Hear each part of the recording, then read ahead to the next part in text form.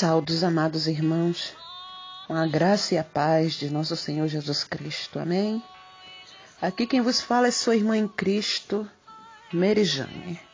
E eu gostaria de deixar uma palavra para a nossa meditação, para a nossa reflexão, que se encontra em 1 Samuel 4, do 1 até o versículo 18.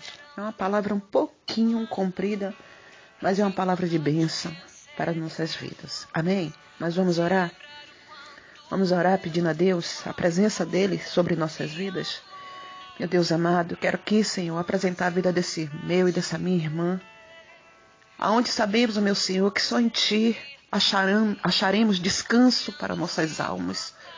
Só em Ti, Deus, só em Ti sabemos que podemos descansar. Começa-se hoje, Senhor, uma semana, o primeiro dia útil da semana é hoje. E temos a fé, a certeza de que o Senhor vai nos acompanhar. Porque assim como vencemos a semana passada, debaixo da Tua presença, debaixo da Tua forte e poderosa mão, sabemos que também podemos confiar no Senhor, que vamos atravessar também essa semana.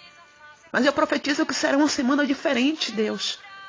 Será uma semana do de repente de Deus, semana de resposta, uma semana de soluções, uma semana de refrigério para nossas almas, uma semana onde o Senhor não só ouvirá, mas contemplará e responderá as petições, as orações do seu povo que geme, que chora, que sofre, que padece. Ah, Senhor, aonde, meu Deus, poderemos ir se só Tu tem palavras de vida eterna? Toma nossas vidas, Senhor, em Tuas mãos. Endireita nossos caminhos tortos e nos concede a vitória. Porque só a vitória para aqueles que permanecem, para aqueles que perseveram, para aqueles que ficam.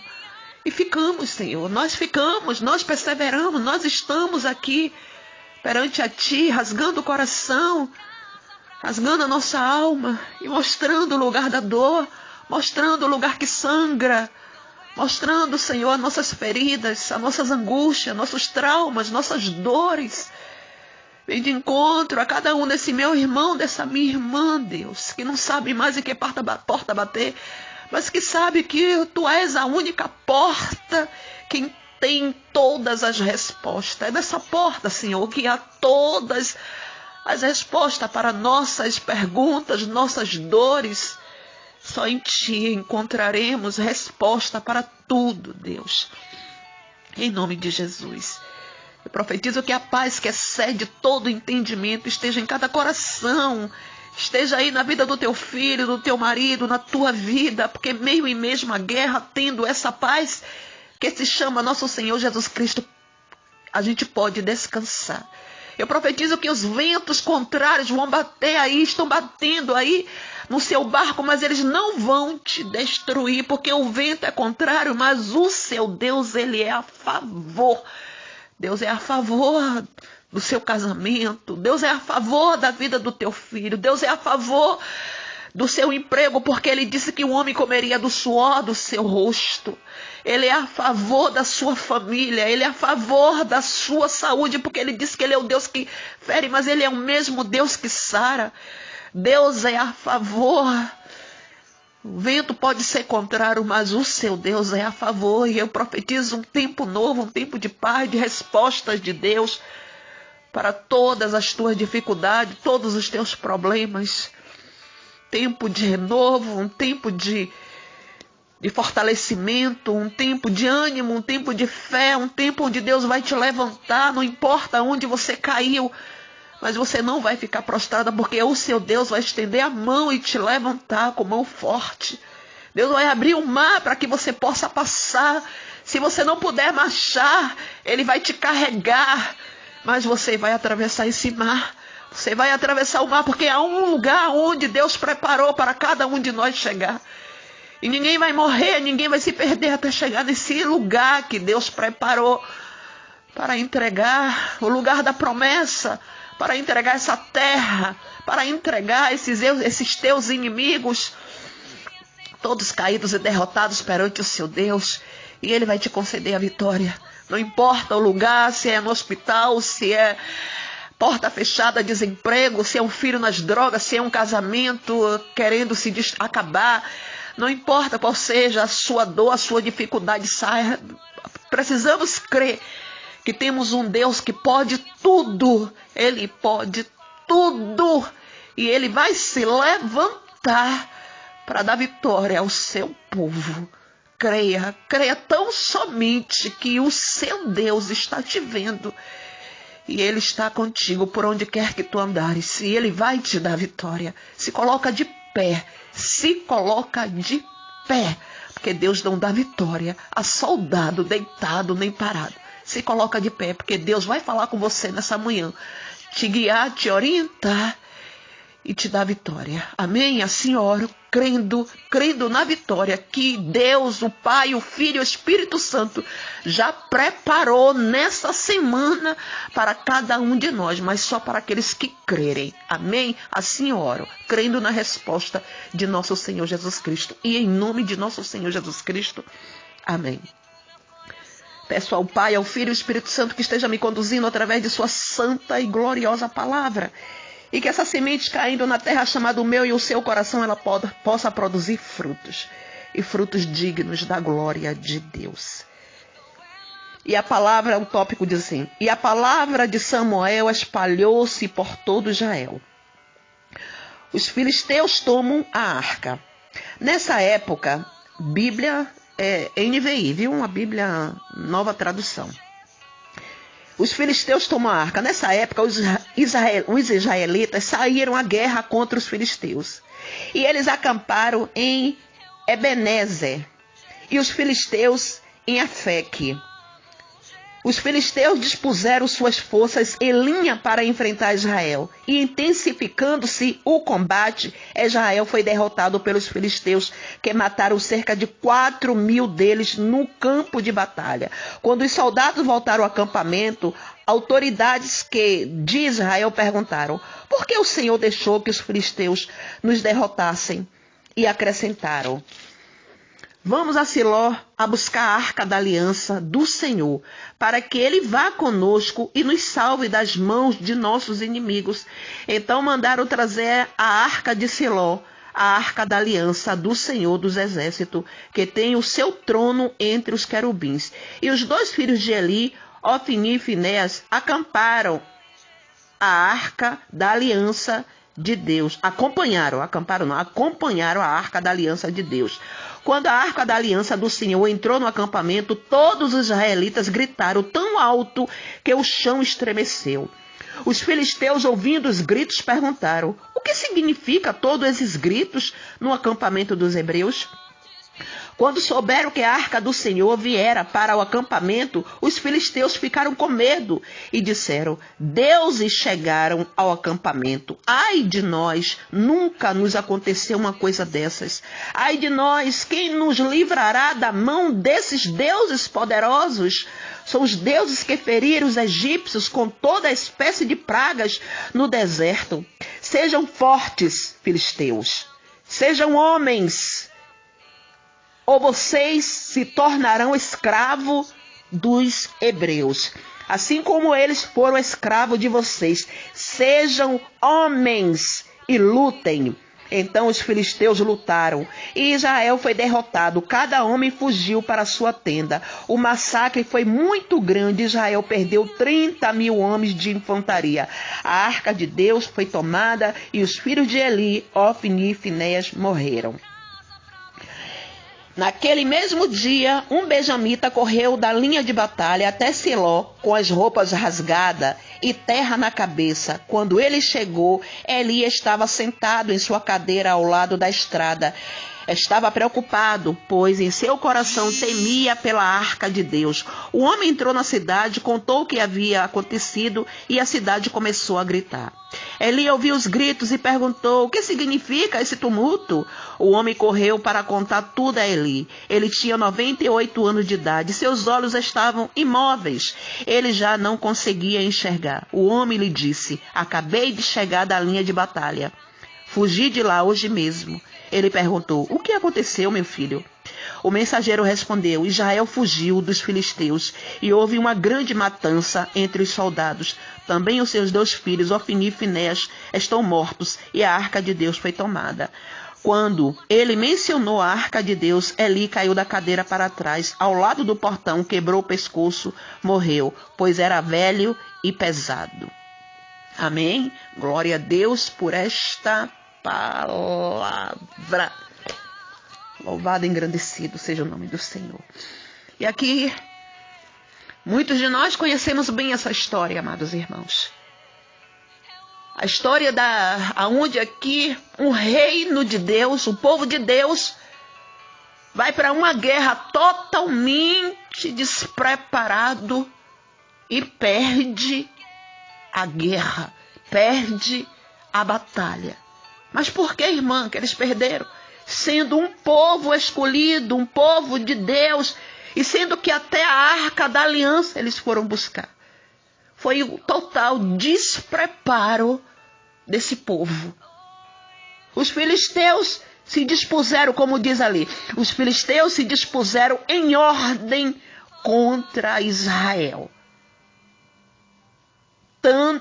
Tendo tanto o exército de Israel quanto o exército dos filisteus, eles sabiam que teriam que guerrear uns contra os outros. Eles teriam uma guerra para lutar.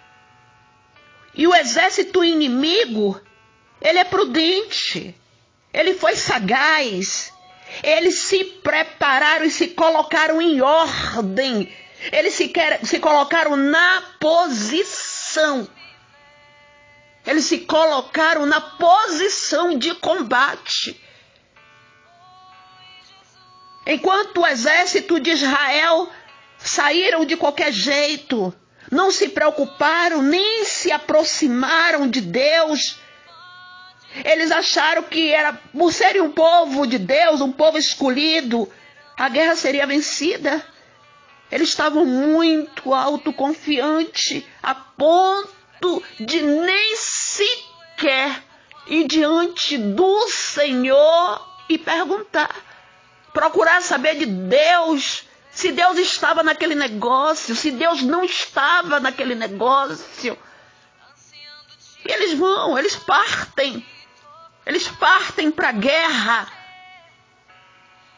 de qualquer jeito, de qualquer modo. E depois da derrota, o que é que eles fazem? Eles culpam Deus. E eles dizem, por que nos feriu o Senhor? Eles que foram consequentes. Não perguntaram a Deus se podia ou se não podia ir. Não pediu direção. E depois joga a responsabilidade de sua perda em cima de Deus. Queriam transferir para Deus a culpa do seu fracasso. E muitas vezes somos assim também, irmãos. E muitas vezes nós estamos assim também. Igualzinho a esse povo aqui. Deus nunca vai mandar um soldado dele para uma guerra sem estar devidamente preparado. Por isso que ele diz, revestíveis de toda a armadura de Deus para que possais estar firmes contra as astutas ciladas do diabo. Efésios 6:11. Se Deus não te mandou, não vá. Se você não está capacitado, não vá contra teus inimigos. Não subestime o poder do inimigo, não subestime a força deles. Toda vez que Davi ia contra os inimigos dele, e Davi era a maior potência de Israel, o que ele fazia? Ele pedia direção a Deus, ia orar.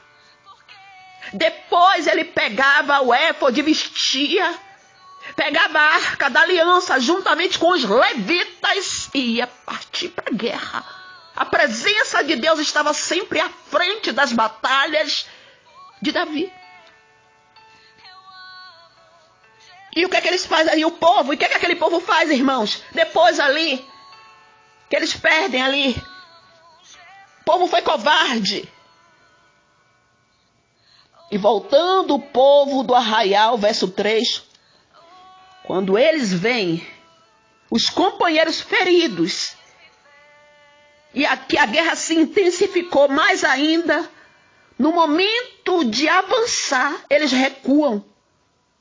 Apesar de saber que o Deus de Israel não perde nenhuma batalha e que eles eram o povo de Deus, eles fugiram, eles recuaram. Eles foram frouxos, covardes. Tiveram medo do exército dos filisteus, esquecendo que Deus só dá vitória para aqueles que lutam, para aqueles que ficam, para aqueles que guerreiam até o fim. Deus não dá vitória a covardes. Ele disse ali a Gideão: separa aí, meu filho, separa aí e diz aos covardes que voltem. E foi o que esse povo aqui fez. Quando ele vê ali os irmãos israelitas ali sendo mortos, o que é que eles fazem? Eles batem em retirada, eles fogem. Agiram no impulso. O que é que eles fizeram? Não, vamos lá, vamos lá buscar a arca da aliança do Senhor. E o Deus vai estar no meio de nós, para que nos livre da mão dos nossos inimigos. Vamos lá, vamos buscar a presença de Deus. O desespero. Primeiro ali eles vão para a batalha, guerreiam, perdem. Aí tá vendo que a coisa apertou. Aí depois que a coisa estreitou, aí eles se lembram. Existe a arca. A gente esqueceu. Por que a gente esqueceu? A gente devia ter pegado antes, né?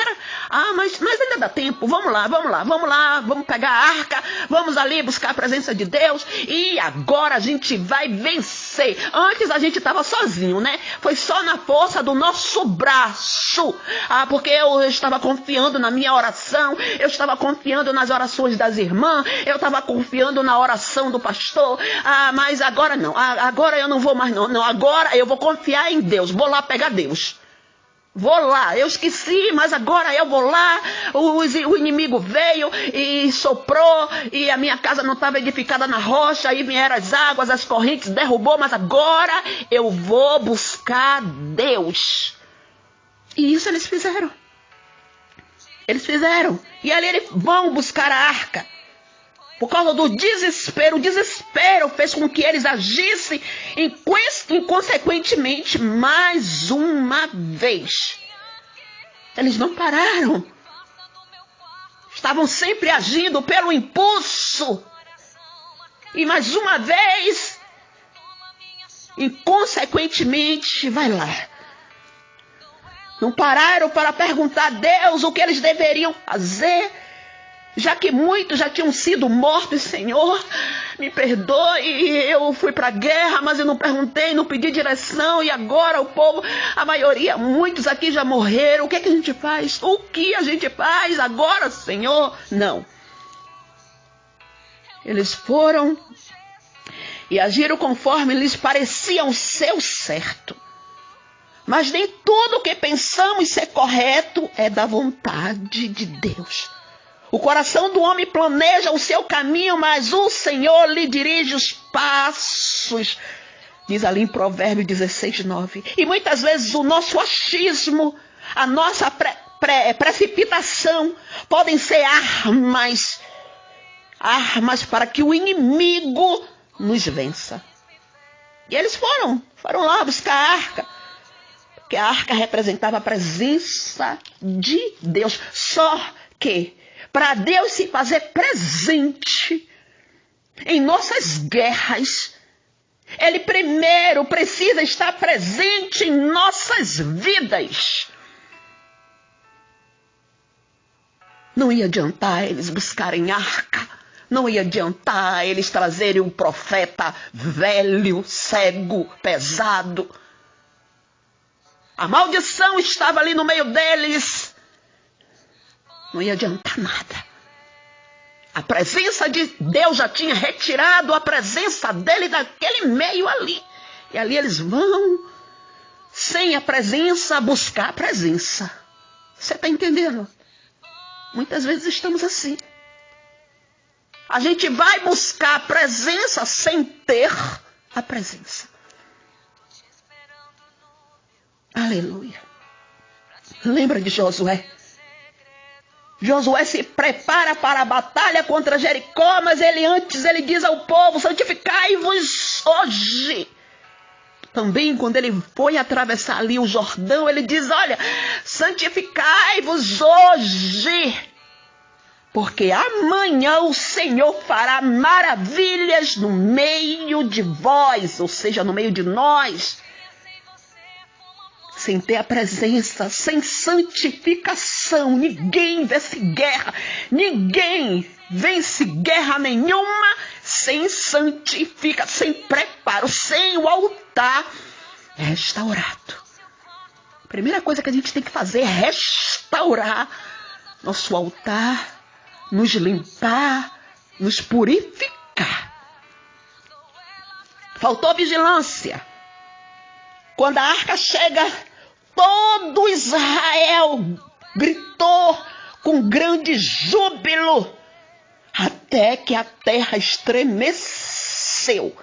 Os homens gritou tanto, mas gritou tanto, festejou tanto, pulou tanto, que a terra estremeceu. Parecia que eram os javalis que estavam passando ali, ou elefantes passando ali, manadas de elefante. A terra estremeceu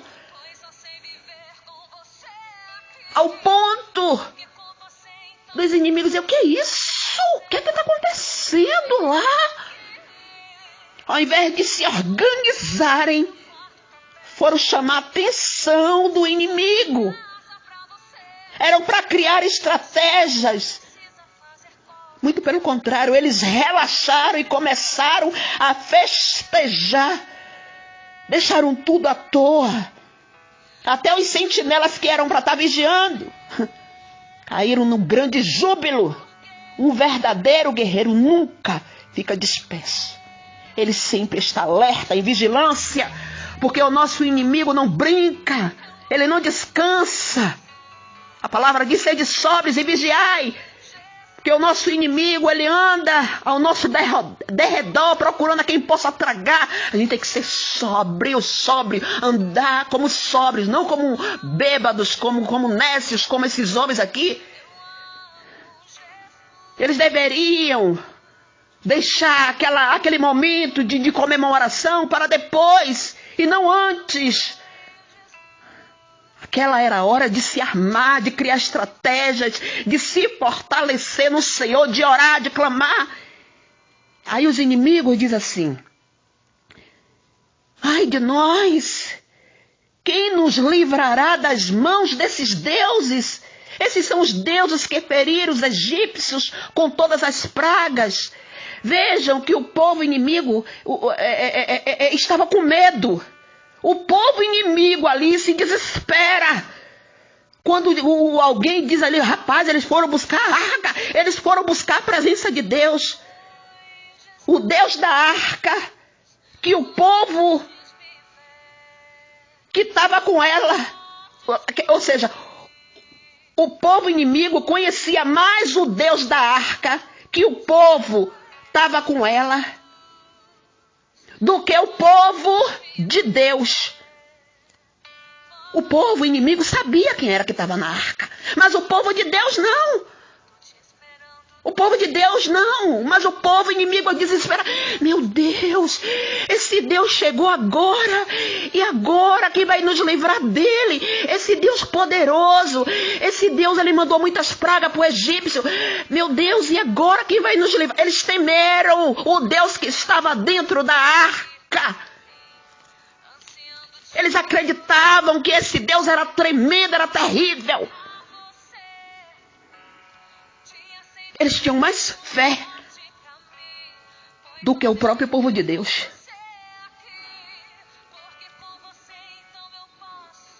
A inteligência do inimigo, o general diz à sua tropa: olha, já que esse Deus aí chegou, então esforçai-vos. Agora a gente vai ter que se esforçar. Esforçai-vos e sede homens. Ó filisteus, Sede homens, ó filisteus, para que porventura não venhais a servir aos hebreus, como eles serviram a vós. Sede, pois, homens e pelejai. Enquanto o povo de Deus festejava, pulava, dançava, o inimigo tramava para os derrotar. Veja que aquilo que Israel deveria fazer, quem estava fazendo era o adversário. O adversário estava encorajando uns aos outros, animando. Em contrapartida, o povo estava disperso. Lá. Meu Deus vai dar minha vitória. Eu vou ficar aqui pulando, chamando a atenção do inimigo. E o povo lá, arquitetando, se armando, criando estratégia. Seja homem, ó filisteu. Seja homem, persevera. Lutem, para vocês não se tornar escravo. Quem deveria estar fazendo isso, irmãos? Era o povo de Deus. Era o povo de Deus. Não. Eles ficaram de boa, colocando toda a responsabilidade da guerra em Deus. E ali eles pelejaram contra os filisteus e Israel foi ferido. E depois ali que eles foram feridos, cada um corre para sua tenda. E foi tão grande, a palavra diz que foi tão grande o estrago, que caíram de Israel 30 mil homens de pé. E ficaram... E o que é que eles fizeram? Ficaram dispensos, correu para sua tenda. Agora, ao invés de festejarem, estavam chorando amargamente a derrota. E além do povo dos filisteus ganharam, ainda pegaram a arca. Disseram, a gente vai pegar esse Deus para nós. Eita, a gente vai pegar esse Deus aqui para nós. Por quê, irmão? Porque faltou a presença. Porque quando falta a presença de Deus, a morte, ela pede passagem e ela passa. E ela passa tomando e arrastando tudo. E quem eram os principais que estavam ali naquele meio, de onde não deveria... O povo não era nem para ter ido à guerra, irmão. Ofni e Finés, 2 sacerdotes, filhos de Eli. Os homens, Deus disse que eram 2 filhos de Belial, ou seja, 2 filhos do diabo. Os homens profanaram o templo do Senhor. Os homens fizeram ali o povo de Israel tudo se desviar dos caminhos do Senhor. O povo de Israel ia ali sacrificar, levando carnes, gordura para queimar o sacrifício ao Senhor. O que é que eles faziam? Eles pegavam um garfo grande e metiam ali na panela, no caldeirão, e tiravam grandes pedaços de carne, engordando às custas do sacrifício de Deus. E ainda dizia, se vocês não me derem por bem, vou me dar por mal. Vou bater em vocês. Vou bater, vocês vão ver o que é que eu vou fazer aqui. Não vai ficar bem esse negócio aqui. Então me dei por bem. E Deus ali, irado, manda um profeta dizer a Eli que Eli estava entre Deus e os filhos. Eli preferiram engordar os filhos dele, preferiram os filhos dele e abandonou Deus. E Deus manda o profeta dizer que ia destruir a descendência de Eli. Eli tinha sido avisado. Eli estava igual a casa de Eli, irmãos. Às vezes está assim, igual a nossa vida. Igual a nossa vida, somos colunas em nossas casas, mas às vezes a coluna está rachada. A coluna está rachada. E não aguenta, não sustenta a casa. Cheio de pecado, Eli, sacerdote velho, cego, pesado. E muitas vezes estamos assim. Muitos anos no evangelho, mas não mudamos, não ouvimos Deus, não temos ouvido sensível, não buscamos a presença, não nos renovamos na presença de Deus, não deixamos o Espírito Santo nos conduzir. A nossa casa está de qualquer jeito, nossos filhos estão de qualquer jeito, o casamento de qualquer jeito, vivemos de qualquer jeito e vamos para a guerra de qualquer jeito e perdemos. Levamos a presença, a arca, mas Deus não está presente. Porque se ele não estava presente no começo, ele não vai estar presente no fim. A casa toda acabada. O homem estava cego, literalmente. Os filhos faziam o que queria e ele deixava. E tem muitos assim. Muitos hoje líderes espirituais com síndrome de Eli.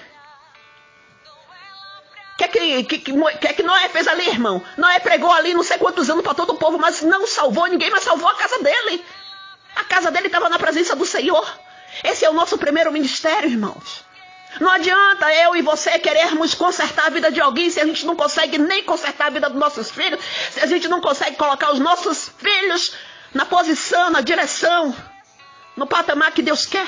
E aí vamos para a guerra despreparados, totalmente desprovidos, desarmados. E aí fazemos iguais a esses homens aqui. Os homens, ao invés de se resguardar, de criar estratégias, de chamar Deus, de pedir direção, estava tudo fora da posição. Os inimigos, estrategistas, os inimigos encorajam o outro. Sede homens, lutem, para vocês não se tornarem escravos. E muitas vezes a gente se torna escravos, irmãos. Filhos escravos, maridos escravos, nós escravos. Por quê, irmãos? Por que se somos um povo separado, escolhido? Por quê? Porque Deus, a gente não está com o nosso altar. Elias, irmão, Elias vai ali combater os 450 profetas de Baal, ali conjuntamente com Acabe, mas qual é a primeira coisa que aquele homem de Deus faz? Ele restaura o altar. Ele não partiu para a guerra, para a batalha, sem antes restaurar o altar. Porque ele sabia que com o altar rachado, o altar esfrangalhado, ele não ia vencer nada, mesmo ele tendo o poder de Deus nas mãos dele, que ele disse que não ia chover em Samaria por 3 anos, conforme a palavra dele, não choveu. E Deus honrou. Elias, um homem que não passou pela morte, Deus mandou uma carruagem aqui na terra, vir buscar Elias. Mas ele não partiu para a guerra, e muitas vezes a gente vai partir para cima dos inimigos totalmente. Vida na pornografia, vida na mentira, fazendo todas as coisas que o ímpio faz, sendo igual ao ímpio, vivendo igual ao ímpio, vivendo totalmente conforme a vontade do inimigo, mentindo, roubando, trapaceando, comprando, não paga, a vida toda errada. Essa palavra é para mim também, irmão. Antes de cair, bater em você, aí bate em mim. Antes de cortar em você, corta em mim. E a gente tem que se preparar devidamente, irmão. A gente tem que estar com a nossa vida no altar. E por isso, muitas vezes a gente perde as batalhas.